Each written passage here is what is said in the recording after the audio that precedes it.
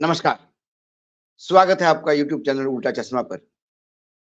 लेकर आया हूँ आपका अपना कार्यक्रम, विश्लेषण विद वानखड़े। बिहार, दिल्ली, महाराष्ट्र, बंगाल, खबरें यहीं से हैं। अब की बार 400 पार का युद्ध घोष करने वाली भाजपा, क्या ये अंदरूनी जान रही है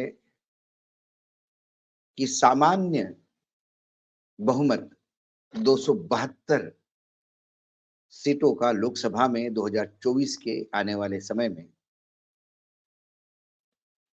लाले पड़ रहे हैं। अब युद्ध घोष 400 पार का है और जुगाड़ 272 प्लस का है। यदि इन 3 राज्यों में चुनाव जीतने के बाद जो आत्मविश्वास भाजपाइयों का बढ़ा और रामलला के प्राण प्रतिष्ठा को जिस हिसाब से एक ऐतिहासिक कार्यक्रम बना के पूरे देश में परोसा गया, उससे एक बात तो तय है कि कई लोगों को या जो अंधभक्त है उनको लगता है कि बस अब रामलला का आशीर्वाद हो गया, अब सरकार हमारी बनना तय है और 400 पार। प्रधानमंत्री जी जब अपने भाषण में बोलते हैं तो कहते हैं कि मैं चुनाव का बिगुल नहीं बजाता, मैं विकास का बिगुल बजाता हूं। यदि उन्हें लगता है कि वाकई जो आंकड़े वो बताते हैं कि 25,000 करोड़ लोग गरीबी रेखा के ऊपर आ गए, इस देश में महिलाओं के लिए उन्होंने बहुत कुछ किया।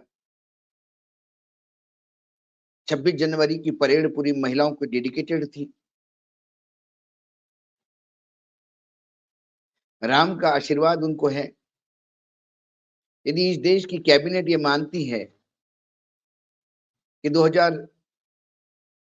1947 में 15 अगस्त 1947 में जब देश आजाद हुआ तो मात्र वो शारीरिक आजादी थी।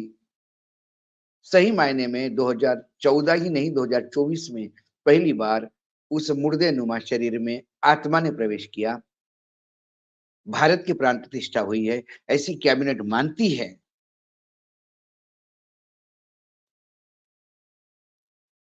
सभी बॉर्डर सुरक्षित है, हम विश्व गुरु बन चुके हैं, हमें किसी चीज की कमी नहीं और देश में खुशहाली इतनी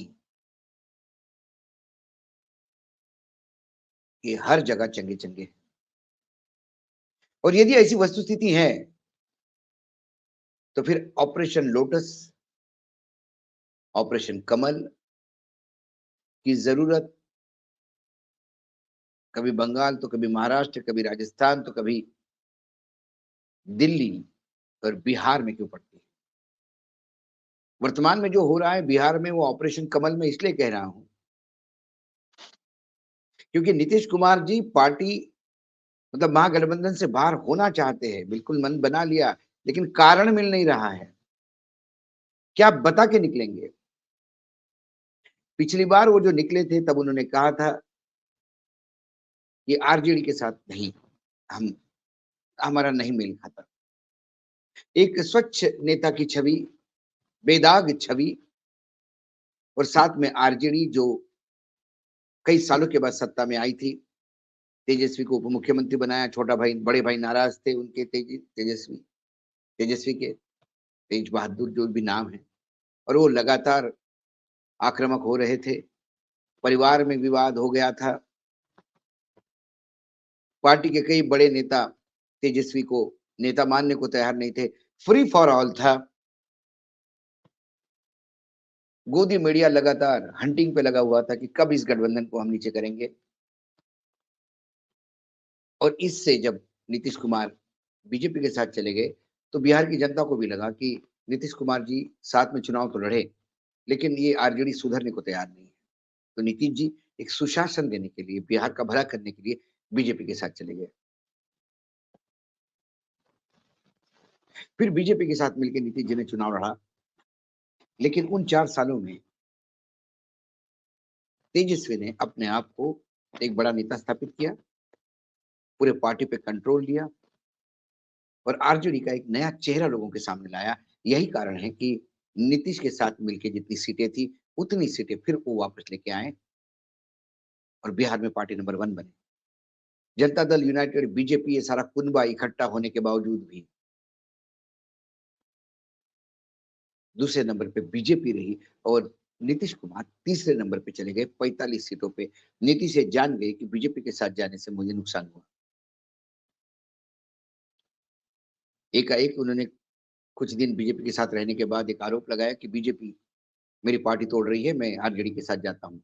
और जैसे ही आरजेडी के साथ सरकार बनाई, उन्होंने तुरंत समाजवादी होने की दुहाई दी, समाजवादी विचारधारा की दुहाई दी, बीजेपी के साथ जाना सबसे बड़ी गलती बना है। ये सारी बातें आपको पता है। इस बार निकलेंगे तो कैसे निकलेंगे? छोटी पार्टी होते हुए भी मुख्यमंत्री पद उनके पास, महत्वपूर्ण मंत्रालय के फैसले वो लेते। तेजस्वी को 10 बार नीचे दिखाने के बाद भी तेजस्वी सिर्फ हंस के टाल देते। हाल ही में पूरा कैबिनेट रिशफल किया और आरजेडी के नेताओं की मंत्री पद, बड़े मंत्री पद निकाल के उनको तुच्छ मंत्री पद दिए, फिर भी नीतीश ही ठीक रहे। तेजस्वी ने हमेशा उसी आदर भाव से नीतीश को इज्जत दी, क्योंकि तेजस्वी ये गठबंधन बचाना चाहते थे। तो अभी वो ठीक रहा। आरजेडी पे नहीं फोड़ सकते कि आरजेडी भ्रष्ट पार्टी है, ये तो आपको पहले भी पता थी, तो फिर साथ में क्यों आए?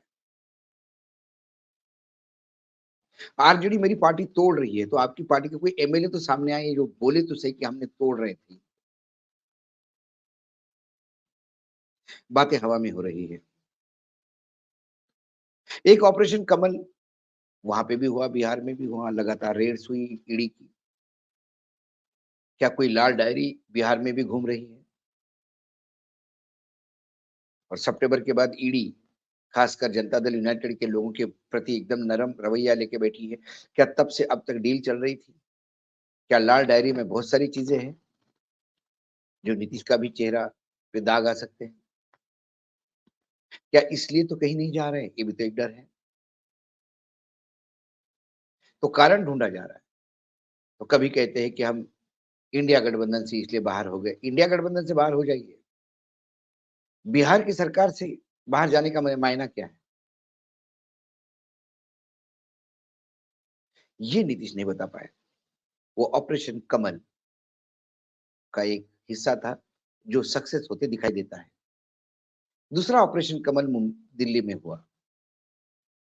आज दिल्ली के आम आदमी पार्टी के बड़े नेताओं ने आरोप लगाए, ये तीसरी बार फिर हमारे 6-7 विधायकों को घेरा गया और बोला गया कि आपके बहुत सारे विधायक ऑलरेडी हमारे साथ हैं, आप भी आ जाइए। और 25 करोड़ रुपए तक का हिसाब किताब देने के लिए हुआ। कहा गया कि केजरीवाल जल्दी जेल में जाएंगे, उसके बाद आपकी पार्टी बिखर जाएगी, ऐसे में आप हमारे साथ आइए, हम सरकार बनाएंगे। केजरीवाल, नीतीश कुमार, ये इंडिया गठबंधन के जो मजबूत अंग है, जो बीजेपी को कभी लग ही नहीं रहा था कि ये सब कांग्रेस के साथ आएंगे। आम आदमी पार्टी, ममता, लेकिन नीतीश भले ही जा रहे होंगे बीजेपी के साथ, लेकिन एक अच्छा काम करके गए। उन्होंने इन तमाम पार्टियों को इंडिया गठबंधन में साथ प्लेटफॉर्म पे बिठाने के लिए मेहनत की और उन्हीं की वजह से ये सब लोग इकट्ठा हुए। आज ममता ने कहा कि हम अकेले लड़ेंगे, लेकिन ममता ने ये भी कहा कि हम इंडिया नहीं छोड़ेंगे। अकेले लड़ना स्ट्रेटेजिक भी हो सकता है। कई बार साथ में लड़ने से विपक्ष को भी फायदा होता है, ये भी, क्योंकि जो मतदाता आपका, जो कांग्रेस का और लेफ्ट का मतदाता ममता के साथ नहीं जाना चाहता, वो विकल्प न होने के कारण बीजेपी में चला जाता है।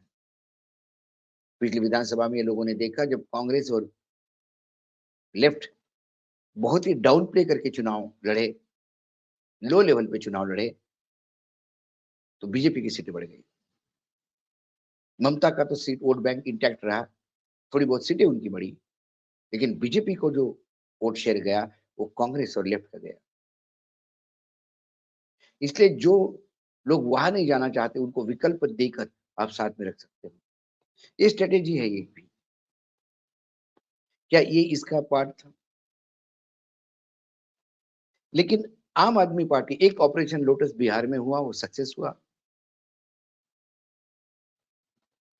क्योंकि बहुत दिनों पहले दिनों से खेला होबे करके एनडीए के लोग चिल्ला रहे थे। खेला करने वाले ये लोग थे, तो खेला होगा ये इनको पता था। लेकिन यहाँ उल्टा है। आम आदमी पार्टी के 3-3 लोग जेल में बैठे हुए हैं, लेकिन वो बीजेपी के सामने सरेंडर होने को तैयार नहीं। केजरीवाल जेल जाने को तैयार है, लेकिन कॉम्प्रोमाइज करने को तैयार नहीं। इसीलिए ऑपरेशन लोटस यहाँ फेल हो रहा है। दूसरी बात, देश के सभी राजनीतिक दलों में कहीं ना कहीं नेताओं में वो रोग लगा हुआ है कि वो पैसे से आगे पीछे बिक जाते हैं।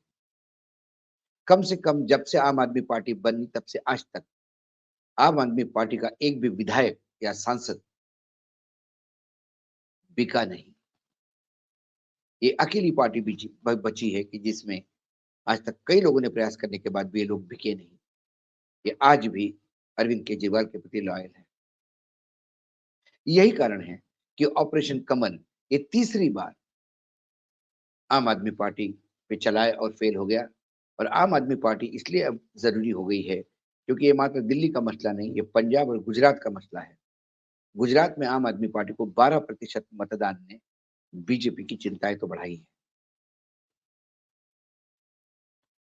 इसलिए यदि इंडिया गठबंधन से आपको डर नहीं, यदि भाजपा को ये नारा है कि 400 पार किसी भी हालत में लाना है और उन्हें विश्वास है कि वो आ सकता है, प्रधानमंत्री को विश्वास है कि उनको चुनाव का बिगुल नहीं बजाना पड़ता, वो विकास के बिगुल में ही लोग वैसे ही उनको जितवा देते हैं।